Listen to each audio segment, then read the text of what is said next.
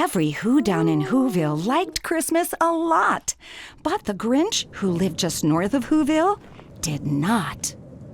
The Grinch hated Christmas, the whole Christmas season.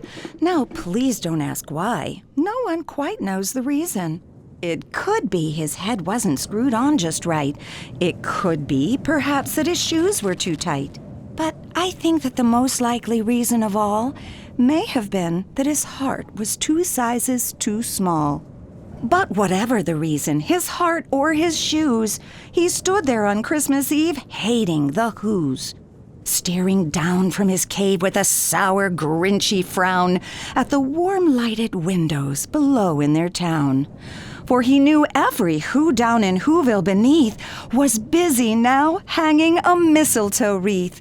And they're hanging their stockings, he snarled with a sneer. Tomorrow is Christmas, it's practically here. Then he growled with his Grinch fingers nervously drumming. I must find some way to stop Christmas from coming.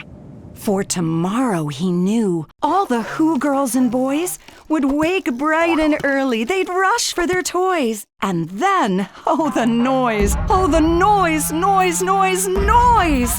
That's one thing he hated. The noise. Then the Whos, young and old, would sit down to a feast, and they'd feast, and they'd feast, and they'd feast. They would feast on Who pudding and rare Who roast beast, which was something the Grinch couldn't stand in the least. And then they'd do something he liked least of all.